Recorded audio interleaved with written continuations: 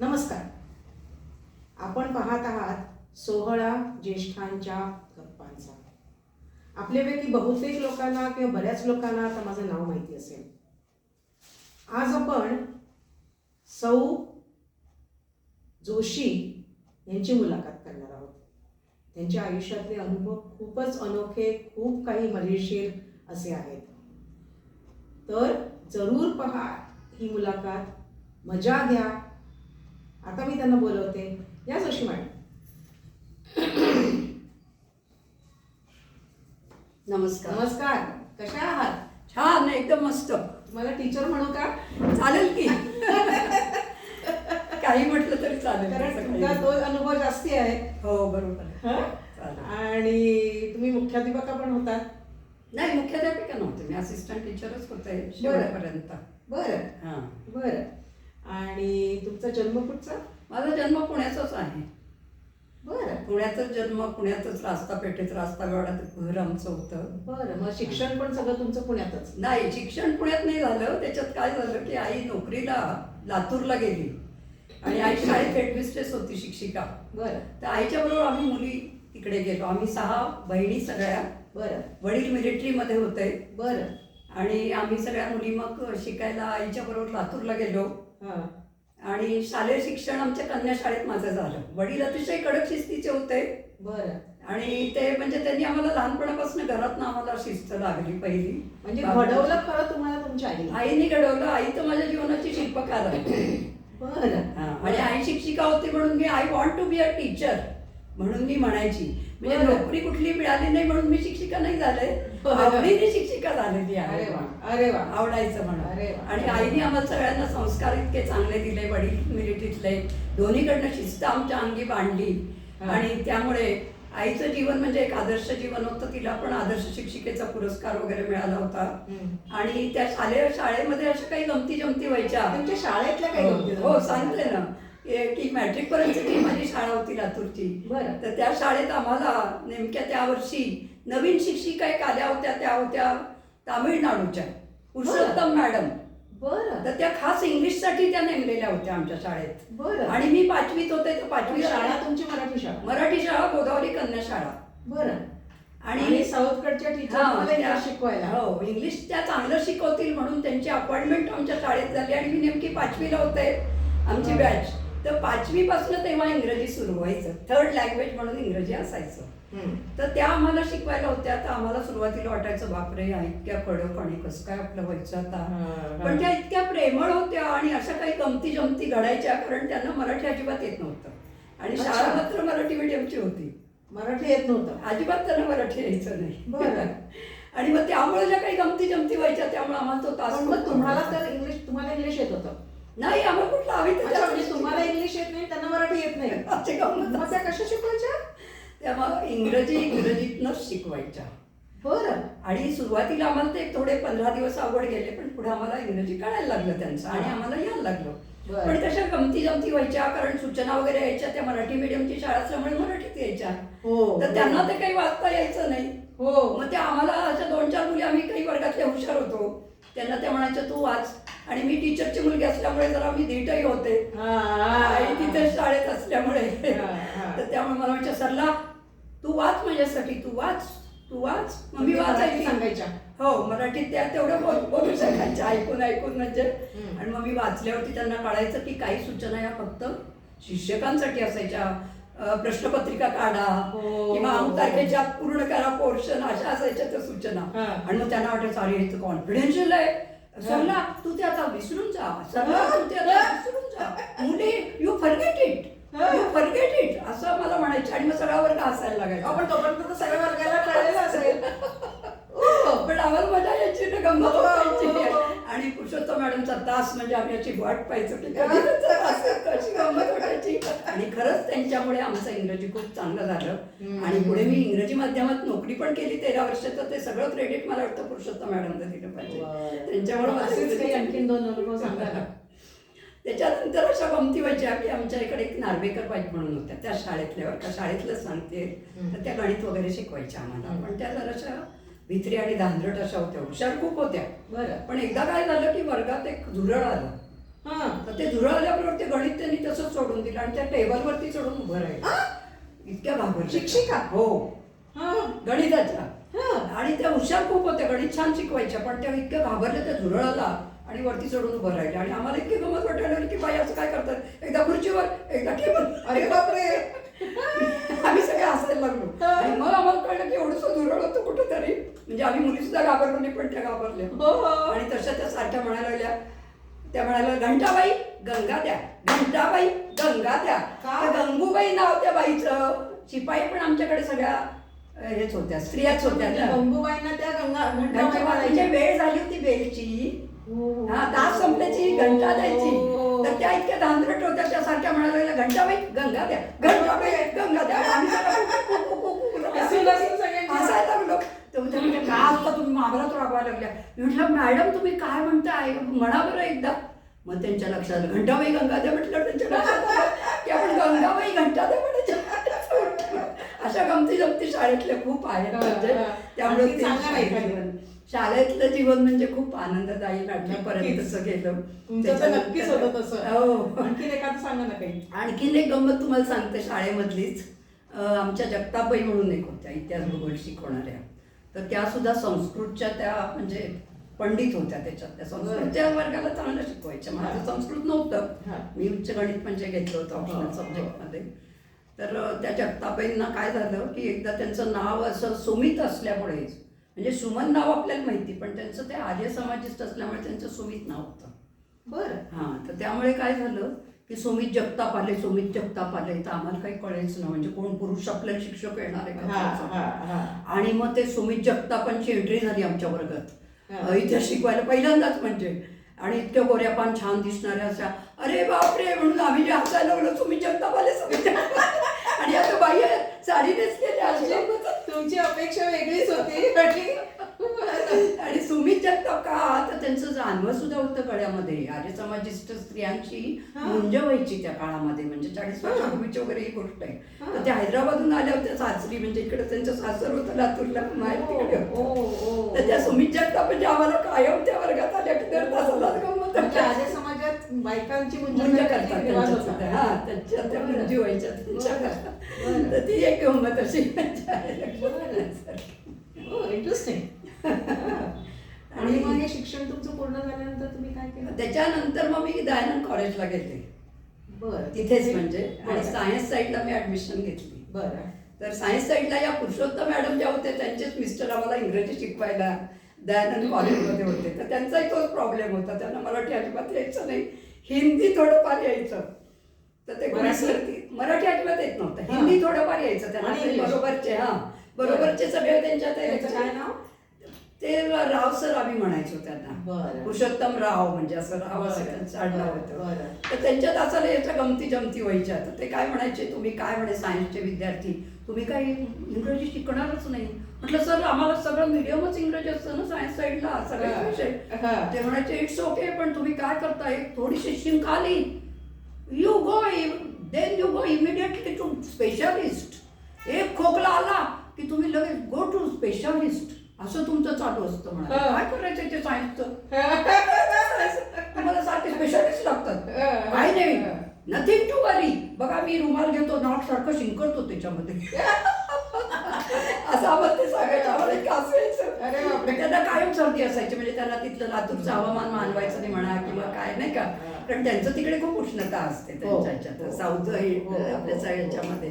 तर इकडे त्यांना त्रास व्हायचा. ते त्याच गमती गमती अशा व्हायच्या सगळे कॉलेजमध्ये. मग मी BSc झाले, मग BEdला मी अंबेजोगाईला गेले. बरं. तिथे मला ऍडमिशन मिळाली. बरं. तर त्या ठिकाणी 2 गोष्टी अशा मला म्हणजे सांगण्यासारख्या वाटतात की म्हणजे मी कुठल्याही याच्यात भाग घ्यायची. आम्हाला अंतर्गत मार्क्स जे असायचे ते 500 मार्क अंतर्गतचे 50%, आणि 500 थेअरीचे असायचे. तर सगळ्याच्यात कंपल्सरी मी भाग घ्यायची, कारण मला आवडही होती. तर वक्तृत्व स्पर्धा असो किंवा गाणं असो, नाच असो, नाच म्हणजे विद्यार्थ्यांचे बसवायचे आणि त्यांची कॉम्पिटिशन. तर त्या ह्याच्यात प्रत्येक ह्याच्यात मला बक्षीस मिळायचं, पहिला क्रमांक.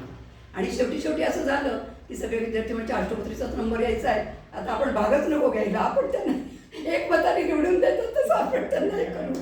आणि मला ते पुरस्कार शिक्षण पुढे झालं कुठे त्याच्या पुढे तुझं नाही, एम.ए. बी.एड म्हणजे एम.ए. झालेलीच होते लातूरला. बी.एड मी केलं अंबेजोगाईला. बरं. आणि तिथेच परत 3 वर्ष नोकरी केली लातूरलाच. आणि बरं. 86 साली माझं लग्न झालं. हा. 83 ते 86 मी परत इंग्रजी माध्यमात नोकरी केली. आधी 10 वर्ष इंग्रजी माध्यमातच नोकरी केली हो, होती. हो. हा, आणि मग तिथून लग्न झाल्यावर इकडे आले.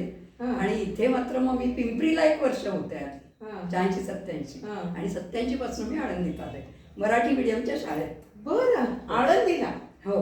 बरं. हो, माऊलींच्या गावात माऊली अगदी मला अगदी बोलून अगदी घेतलं. अगदी प्रश्न माऊलींच्या गावात माऊलींनी मला बोलून घेतलं. आणि मला अगदी, इतका अगदी. आनंद झाला की जी आळंदी आपण कधीच पाहिलेली नाही. किती वर्ष त्या शिकवलं? ठिकाणी तिथे जवळजवळ 23 वर्ष मी शिकवलं. बरं. बरं. आणि माझा आणि विद्यार्थी आळंदीच्या सान्निध्यातच हो. तुमचं सगळं. माऊलींच्या अरे सानिध्यात. वा, अगदी अरे वा, खूप वा. छान. माऊलींनी माझं पीएचडी पण पूर्ण करून घेतलं. बरं. मला पुणे विद्येचं माहेरघर आहे. हो. तर आपण एकतरी डिग्री पुणे विद्यापीठातनं मिळवायची ही माझी जिद्द आणि महत्वाकांक्षा होती. बरं. आणि ते मी 55व्या वर्षी पूर्ण केली. अरे वा. सगळेजण बिहारच घ्यायचा विचार करतात. बरं. तर त्या वर्षात मी 55व्या वर्षी 10 महिने रजा काढली. हा. पुण्यात विद्यापीठात राहिले. थिसिस पूर्ण केला आणि तो सबमिट केला. आणि थिसिस कशावर होता मग तुमचा?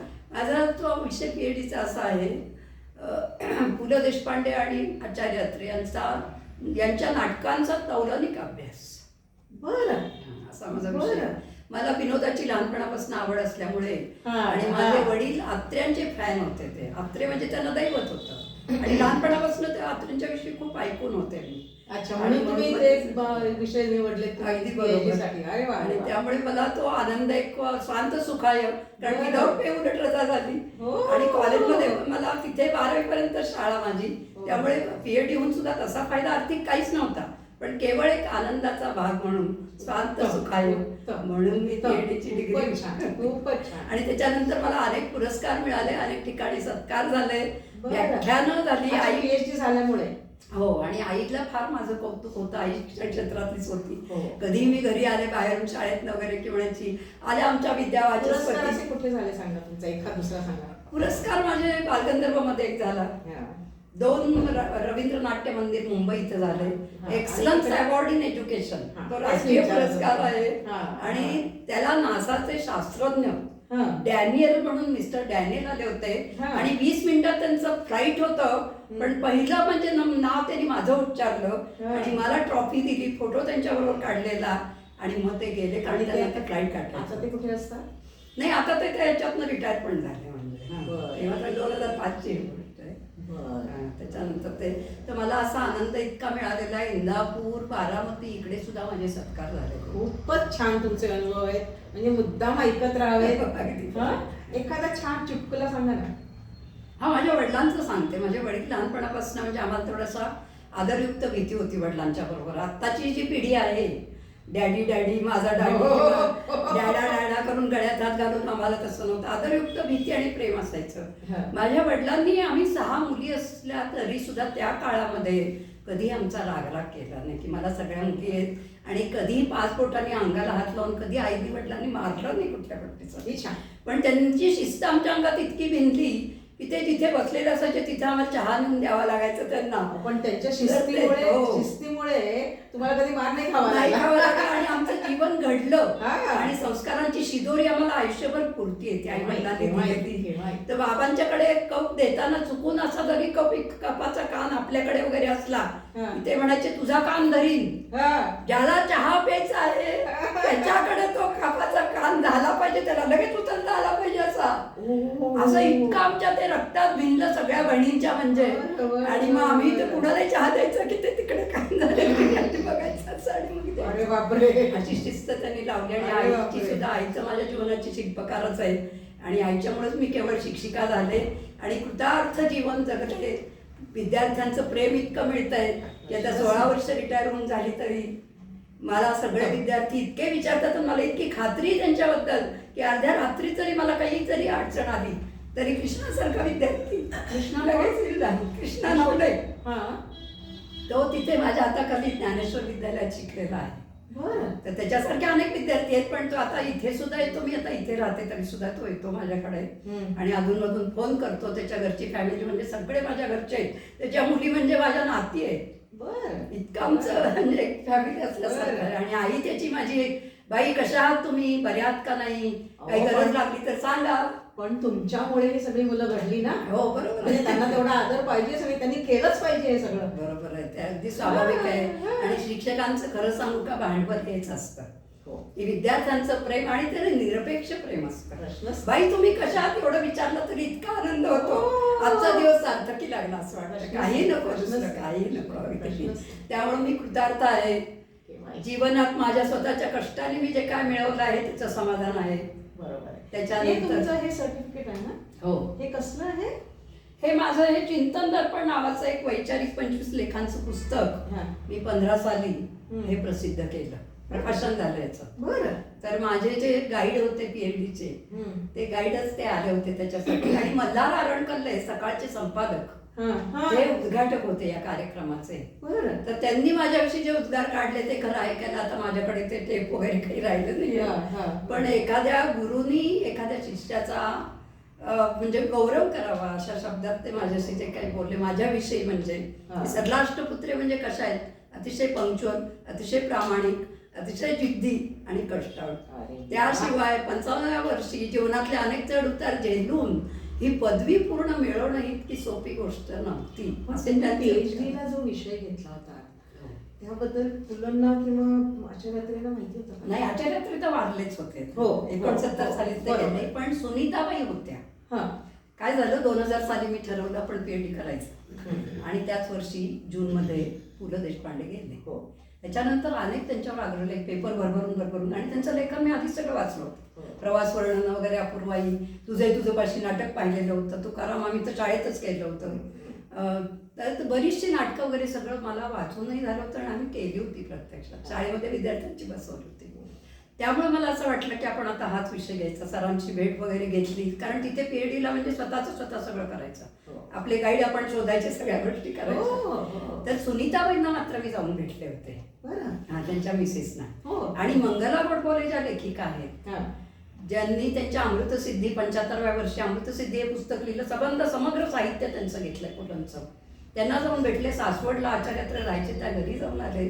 बरं. हो.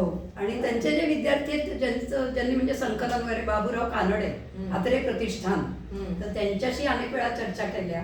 आणि या सगळ्या ह्याच्यातनं माझा तो प्रबंध तयार झालेला आहे.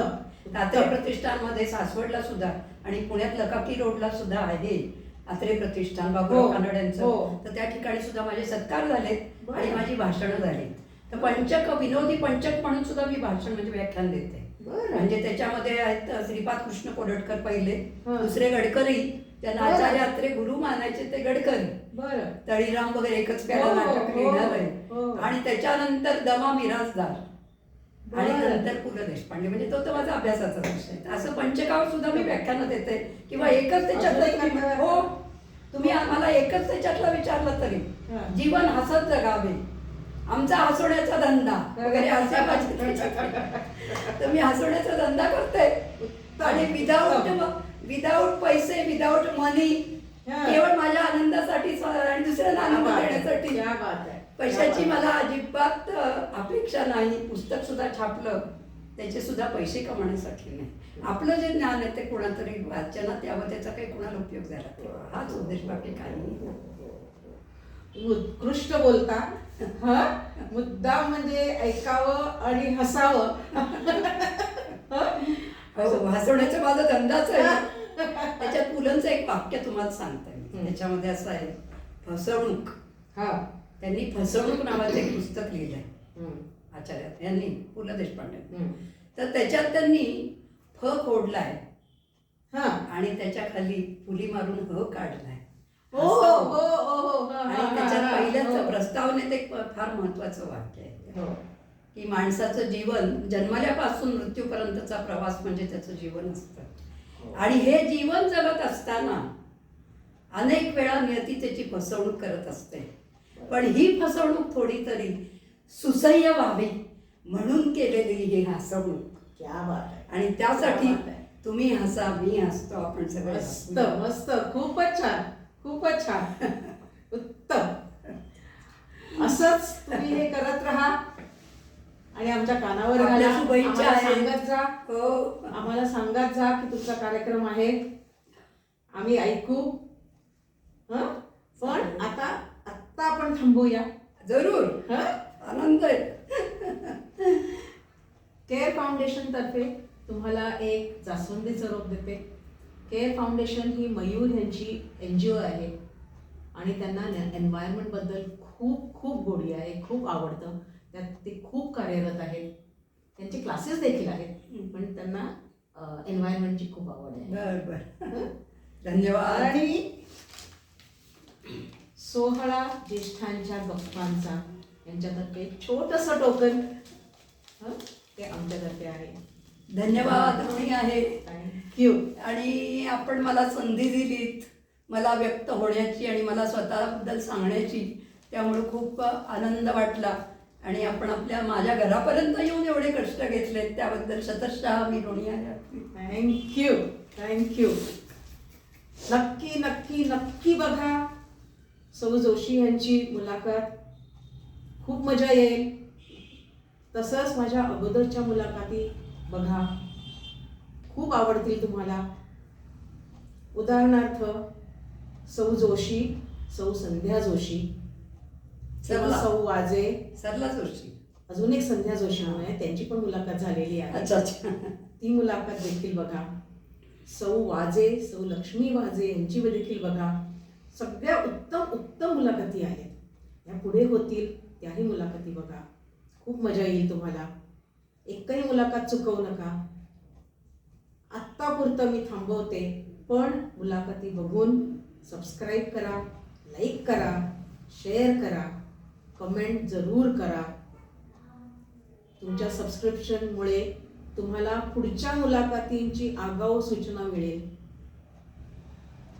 आणि मग त्या मुलाखती तुम्हाला सहज बघता येतील. सध्यापुरतं धन्यवाद. Thank you madam. थँक्यू.